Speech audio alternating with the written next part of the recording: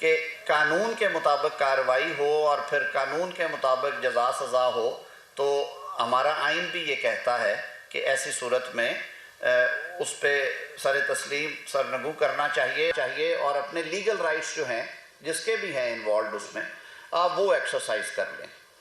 तो इस हवाले से जो वो कहते हैं ना कि आप जो करते हैं आपको उनके कॉन्सिक्वेंसेस का इल्म होता है या होना चाहिए, ये कोई एक्सक्यूज़ नहीं होता कि आप एक इंतहाई हसास मामले में इंतहाई गैर संजीदगी का मुजाहरा करें और रेकलेसनेस की हद को छू जाएं कि आप इस बात की भी परवाह ना करें कि आपका ये अमल पाकिस्तान के सफारती ताल्लुकात को किस कदर शदीद धचका लगाएगा। और हमने फिर उसके कॉन्सिक्वेंसेस देखे। बैनुल-अक़वामी इदारों ने और बिलखसूस बैनुल-अक़वामी मालियाती इदारों ने उसके बाद जो रवैया हुकूमत पाकिस्तान और रियासत पाकिस्तान के बारे में रखा, वो सब आपके सामने है।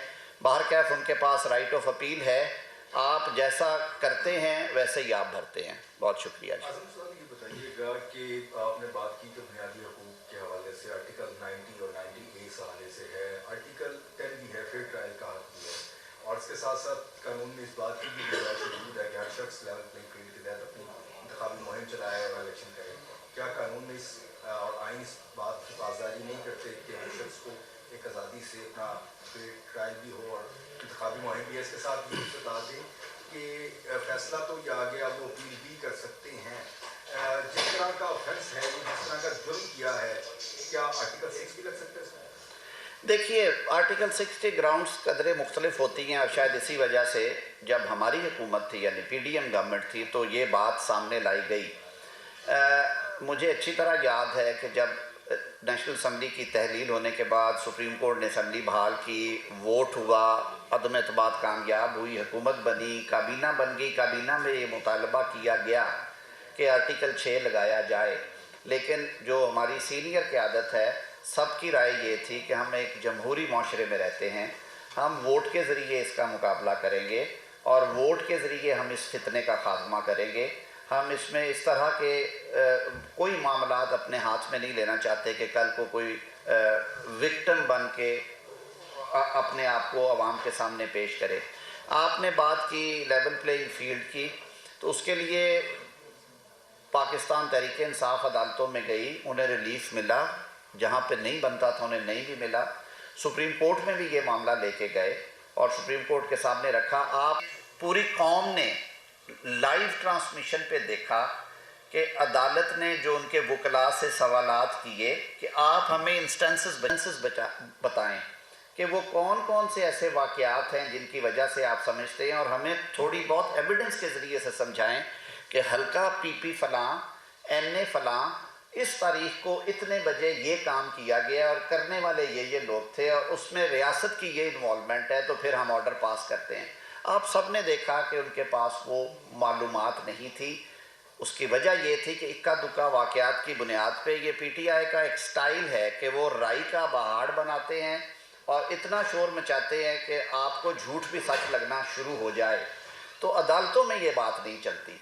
ये बात सोशल मीडिया पे चल सकती है जहाँ पे फौरी जवाब देना मुमकिन नहीं होता। ये बात ट्रांसमिशंस में चल सकती है, आप 1 on 1 कहीं बैठे बातें कर रहे हैं, लेकिन अदालत में क्योंकि आपने अदालत को सेटिस्फाई करना है रिकॉर्ड के मुताबिक, शहादत के ज़रिए से, दस्तावेज़ी हो या ज़ुबानी हो या वाक़याती हो, तो वहाँ पे आपने देखा कि उनके पास जब कुछ नहीं था उन्होंने कहा कि जी हम दरख्वास्त वापस लेते हैं, हम अब इसको परसू नहीं करेंगे। तो ये तरीका नहीं है। एलिगेशंस पे एलिगेशंस लगाएं, लेकिन फिर उसको रिपोर्ट करें। आपके पास एक मैकेनिज़्म है, इलेक्शन कमीशन ने एक सेल बनाया हुआ है, हाई कोर्ट्स मौजूद हैं। हमने तो मेरे ख्याल में 2 सालों में जितना खुल के रिलीफ पाकिस्तानी अदालतों से पाकिस्तान तहरीक इंसाफ को मिला है और पाकिस्तान तहरीक इंसाफ के चेयरमैन बादी को मिला है, शायद किसी और शख्स को ना मिला हो।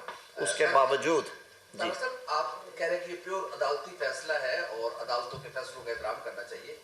क्या आपने मशवरा नहीं दिया था PDM की गवर्नमेंट को कि आप गवर्नमेंट में होते हुए सुप्रीम कोर्ट के बाहर एहतजाज न करें और चीफ जस्टिस के खिलाफ गैर अखलाकी नारे न लगाए जाए? आपने मशवरा नहीं दिया। तो अब दूसरा मेरा सवाल यह है कि क्या आपने कहा कि साइफर केस के बाद हमें मालियाती इदारों से बड़ी मुश्किल पेश आई पैसे लेने, तो क्या डॉलरों के लिए गैर मुल्की कुव्वतों को इजाज़त है कि हमारे अंदरूनी मामला में मुदाखलत करें? आपके दूसरे सवाल का जवाब पहले दूंगा। पाकिस्तान की आला तरीन अदालत में अदालत ने बारहा पूछा इनसे कि आप हमें मटीरियल दें, इवन इन कैमरा ही दे दें।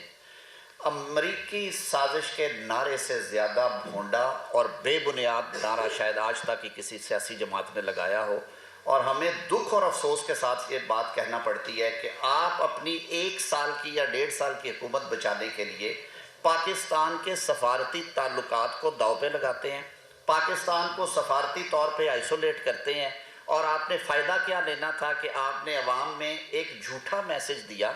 अब ये दूध का दूध और पानी का पानी हुआ है ना, ये ट्रायल अगर ना होता, ये सारी जो एविडेंस है किसी के सामने ना आती।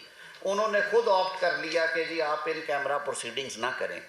आप सब ने वो गवाहों के बयानात सुने, आज़म खान का बयान आप पढ़ें, आप असद मजीद का बयान पढ़ें, आप फैसल तिरमिज़ी का बयान पढ़ें। ये बात रोज़े रोशन की तरह अयां है कि उस वक्त के चेयरमैन पीटीआई ने ये सारा खेल खेला, और ऑडियो लीक्स ने तो उसका भांडे ही खोल दिया था, जिसमें उन्होंने कहा था कि खेलना इसके साथ, भाई अल्लाह ताला इस मुल्क की हिफाजत करे, खुदा के वास्ते कौमी सलामती के मामलात में तो संजीदगी का इजहार करें। माना कि आपकी सियासत का एक स्टाइल है कि आप लोगों को दीवारों में चुनवा के और लोगों पे मंशियात के केसेस बनवा के और उन्हें जेलों में बंद करके हुकूमत करने के कायल हैं, लेकिन खुदा के लिए जहाँ कौमी सलामती का, पाकिस्तान की सफारती एक हिस्ट्री है हमारी मुख्तलिफ ब्लॉक्स के साथ, और जो वेस्टर्न ब्लॉक है, अमेरिकन ब्लॉक है, वो एक इम्पॉर्टेंट ब्लॉक है, जैसे हमारी चाइना के साथ बरादराना ताल्लुकात हैं, वहाँ पे हमें बहुत एहतियात से काम लेना चाहिए। और आप जब हलफ लेते हैं, आप रोज़ सुनते हैं कि जब वज़राए आज़म के या सदर के या गवर्नर्स के या वज़राए आला के और वज़रा के हल्फ होते हैं, वहाँ पे आइन हमें पाबंद करता है कि हम अल्लाह को हाज़िर नाज़र जान के ये हल्फ लेते हैं कि मैं कोई ऐसी मालूमात जो मुझे कार्य सरकार के हवाले से मेरे तक पहुँची हो, वो मैं किसी तक नहीं पहुँचाऊँगा, और मैं पाकिस्तान की सलामती और पाकिस्तान की बका के लिए और पाकिस्तान की बेहतरी के लिए काम करूँगा, और इस मनसब को अपने ज़ाती मकासद के लिए इस्तेमाल नहीं करूँगा।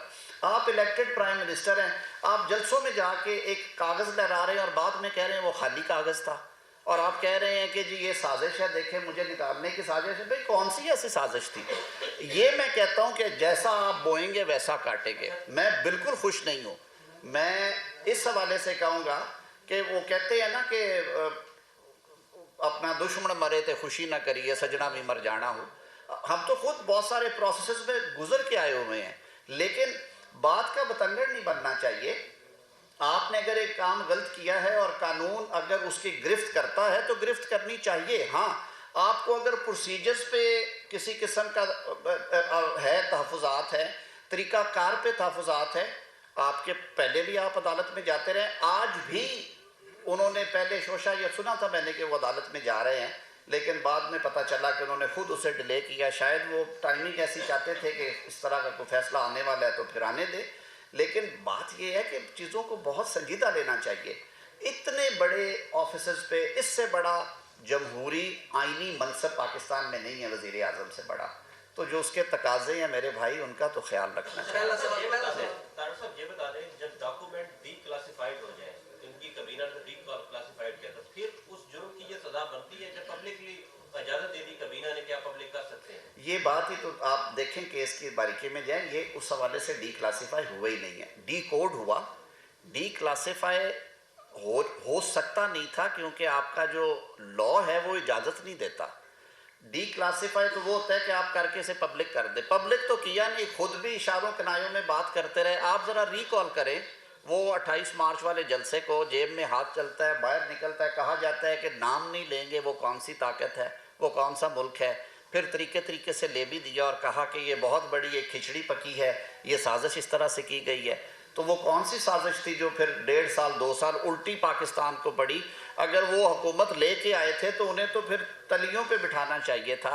उसके बाद जो IMF का रवैया रहा, जो वर्ल्ड बैंक का रवैया रहा, जो और इंटरनेशनल इदारों का रवैया रहा, वो आप सबके सामने है। डॉक्टर साहब ये बताइएगा कि आप शहबाज कबीना का हिस्सा रहे हैं, बदन थानी वजीर हैं, बिलावल भुट्टो जरदारी भी। जरदारी साहब ने कल कहा जी कि शहबाज शरीफ को मैंने वजीर आज़म बनाया, लेकिन वो लकीर के फ़कीर साबित हुए हैं। तो आपको लगता है कि शहबाज शरीफ लकीर के फ़कीर हैं या चीज़ों को ये तारा है जिनका? मेरे ख्याल में ये बात अब जेब नहीं देती।